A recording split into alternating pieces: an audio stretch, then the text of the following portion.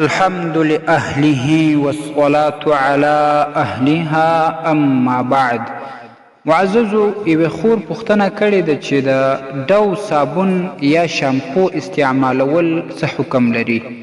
بعضې خلک دا وایي چې په دې باندې د خنزیر چربي یا وازدې ګډې دي. الجواب بالله التوفیق. معززو که چیرې یقیني طور هم دا معلومه وي چې په دې صابون یا شامپو باندې د خنزیر وازګې یا چربي ګډه ده، بیا هم د دې استعمال ناجایز یا حرام نه دی، په دې وجه باندې چې په الدر المختار کې امام حسکفي رحمه الله وایي ويطهر زیت تنجس بجعله صابونا.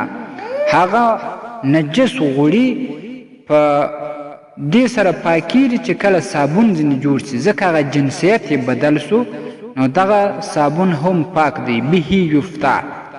نو په دې وجه باندې هم که یقیني طور هم د خنزیر دا چربي په ګډه وي، بیا هم د دې استعمال ناجایز نه دی. او که دا یقیني معلومه یي، خو ښه خبره دا ده چې اجتناب ورنه وسي.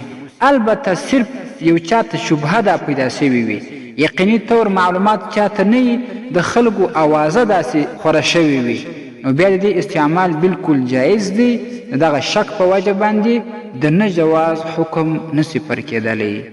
الدر المختار مع الرد المحتار، اول جلد 315 صفحه.